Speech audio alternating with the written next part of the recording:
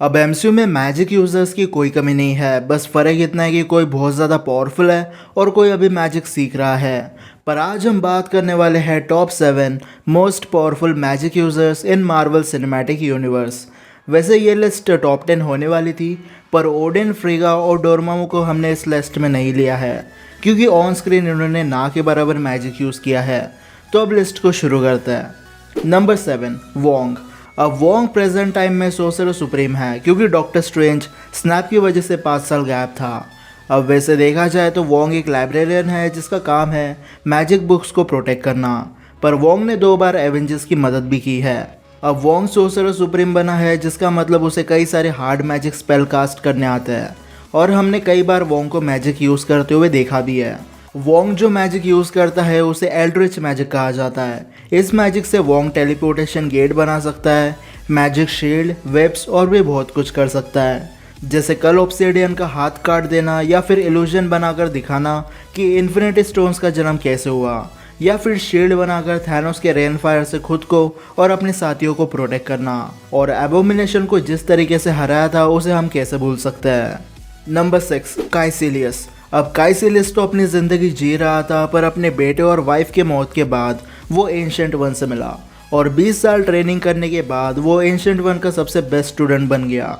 लेकिन टाइम के साथ जब काइसिलियस को अपनी फैमिली नहीं मिली तब उसका एंशिएंट वन पर से भरोसा उठ गया और उसने बगावत कर दी और अपनी टीम बनाकर सबसे पहले लाइब्रेरियन को मारा और सीधा स्पेल कास्ट कर दिया, जिसकी वजह से डोरमामू को अर्थ पर आने का रास्ता मिल गया। अब काइसिलियस इतना पावरफुल है कि मोडो और वोंग दोनों अगर मिलकर भी उसके साथ लड़ाई करे तब भी काइसिलियस आराम से जीत जाएगा। और काइसिलियस ही था जिसने एंशिएंट वन को मारा था और इसके मूव्स भी एंशिएंट वन जैसे ही थे। इनफैक्ट ये सिटी लेवल पर मिरर डायमेंशन का यूज़ करके उसमें रियलिटी को मैनिपुलेट कर सकता था। रिचुअल की वजह से काइसिलियस डार्क डायमेंशन के थ्रू भी मैजिक यूज़ कर सकता था, जिसकी वजह से वो मिरर डायमेंशन की ग्रेविटी और स्पेस को मैनिपुलेट कर पाता है और डार्क डायमेंशन ने इसे इमॉर्टल भी बना दिया था। नंबर 5, लोकी। अब हम में से ऐसा कोई नहीं है जो लोकी को ना जानता हो। लोकी कई सारे सुपर फैंस का फैन फेवरेट है। अब लोकी पैदाइश एक फ्रोस्ट जायंट था और अगर फ्रोस्ट जायंट ही उसे पाल पोस के बड़ा करते तो शायद लोकी का मैजिक से कोई लेना देना नहीं रहता। पर एसगार्ड में आने के बाद फ्रीगा ने लोकी को मैजिक सिखाना शुरू किया ताकि बड़े होकर फिजिकली नहीं पर मैजिक के जरिए वो थॉर की बराबरी कर पाए। अब लोकी अपने फ्रोस्ट जायंट की पावर सिर्फ तभी यूज़ कर सकता है जब उसके पास कोई फ्रोस्ट जायंट का रेलिक हो, जैसे कास्केट ऑफ एंशिएंट विंटर्स। पर लोकी जब चाहे तब एसगार्डियन मैजिक यूज़ कर सकता है, जैसे इल्यूजन बनाना, और ये इतने एक्यूरेट होते हैं कि रियल और इल्यूजन में क्या फ़र्क है ये थॉर भी नहीं बता सकता। प्रेजेंस मैनिपुलेशन भी हमने देख रखी है। बेसिकली इसमें लोकी को सिर्फ वही देख सकता है जिसे लोकी खुद को दिखाना चाहता हो, जैसे थॉर 1 में शील्ड फैसिलिटी में सिर्फ थॉर था जिसको लोकी दिखाई दे रहा था। लोकी किसी भी चीज़ को गायब कर सकता है और अपने आसपास की चीज़ों का शेप और साइज़ चेंज कर सकता है, पर यह बस एक इल्यूजन होता है। ऊपर से लोकी को चाकू छुरी चलाना अच्छे से आता है और सुपर ह्यूमन स्ट्रेंथ होने की वजह से उसे और एक एडवांटेज मिल जाता है बाकी मैजिक यूजर्स के कंपैरिजन में। Number 4, Agatha Harkness. अब काफ़ी सुपर फैंस बोलेंगे कि आगाथा लोकी से ऊपर क्यों है, जबकि लोकी एक गॉड ऑफ मिस्चिफ और एक फ्रोस्ट जायंट है। तो बेसिकली ये लिस्ट फीट्स के ऊपर बनाई गई है और आगाथा के फीट्स लोकी से काफ़ी बेटर है। सिर्फ सुपर ह्यूमन स्ट्रेंथ का एडवांटेज लोकी के पास है। अब आगाथा पैदाइशी विश थी, पर टाइम के साथ इसने डार्क मैजिक सीखना शुरू कर दिया। पर जब आगाथा की मदर और बाकी विचेस को ये बात पता चली तब उन्होंने आगाथा को एग्जीक्यूट करना चाहा, पर इसने उन्हीं की पावर्स को रिफ्लेक्ट करके उन सबको मार दिया। अब आगाथा ने बाकी विचेस की पावर एब्जॉर्ब की थी, इसलिए उसकी लाइफ बढ़ गई और लगभग 325 साल बाद आगाथा को केओस मैजिक के बारे में पता चला। पूरे टाउन में सिर्फ आगाथा थी जिसके ऊपर वंडा का मैजिक काम नहीं कर रहा था। इसे सालों लग गए डार्क मैजिक को सीखने के लिए और आगाथा ने डार्क होल्ड बुक भी पढ़ रखी थी, जिसकी वजह से इसकी पावर्स और ज़्यादा एम्पलीफाई हो गई। आगाथा अपने मैजिक से उड़ सकती है, बिना टच किए चीज़ों को हिला सकती है, अपने मैजिक को शेप दे सकती है, जैसे उसने वंडा के हाथों पर रोप्स टाइप का शेप बना दिया था। और इसे माइंड कंट्रोल करना तो नहीं आता है, पर यह दूसरों के माइंड को करप्ट कर सकती है और दूसरों के माइंड के जरिए इल्यूजन भी बना सकती है। इसकी एक स्पेशल पावर है जिसे मैजिक एब्जॉर्प्शन कहा जाता है।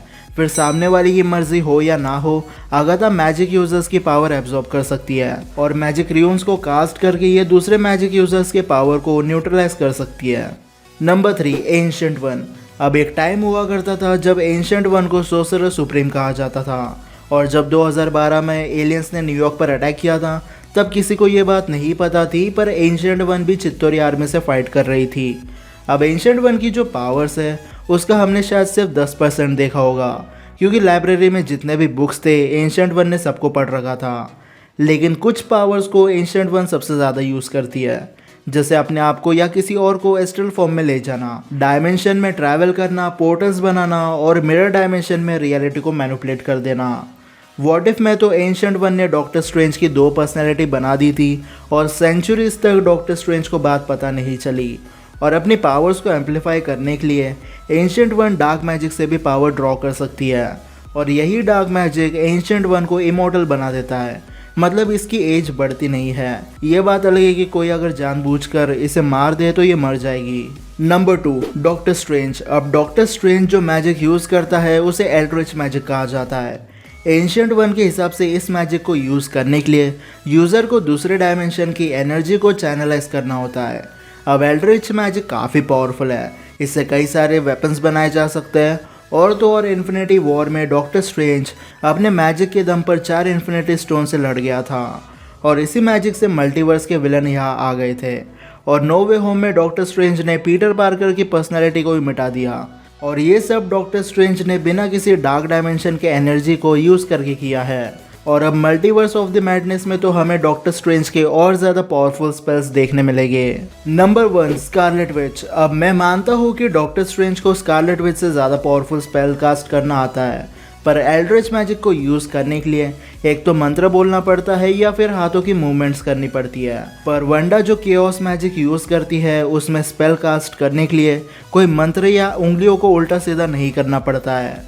स्टार्टिंग के दिनों में तो स्कारलेट विच बस टेलीकिनेसिस और माइंड मैनिपुलेशन किया करती थी, लेकिन टाइम के साथ उसकी टेलीकिनेसिस एबिलिटी और ज़्यादा अच्छी होती चली गई, और साथ में इसने इन्फिनिटी स्टोन्स को भी डिस्ट्रॉय किया है, थैनोस की स्वॉर्ड को तोड़ा है, पूरे टाउन का माइंड मैनिपुलेट कर दिया, और अपने विल पर वाइब्रेनियम और ह्यूमंस बना दिए। और अब तो डॉक्टर स्ट्रेंज के सीक्वल में हमें देखना पड़ेगा कि वंडा ने मल्टीवर्स के साथ क्या छेड़खानी कर दी है। और अभी तक तो वंडा ने डार्क होल्ड बुक भी पूरी पढ़ रखी होगी, जिसकी वजह से अब उसका मैजिक और एम्पलीफाई हो चुका है, और इसीलिए आज के मोस्ट पावरफुल मैजिक यूजर्स के लिस्ट में वंडा टॉप पर है। लेकिन अब आप मुझे कमेंट सेक्शन में बताना कि आपको क्या लगता है, आज के लिस्ट में किसी और मैजिक यूजर्स को होना चाहिए था या नहीं। वीडियो पसंद आई होगी तो इस वीडियो को लाइक और शेयर करना बिल्कुल मत भूलना, और कमेंट्स में बताना कि क्या आपको Aldrich magic versus Asgardian magic versus chaos magic की वीडियो चाहिए या नहीं। तो अब मैं मिलता हूँ आपसे अगले वीडियो में, तब तक गुड बाय।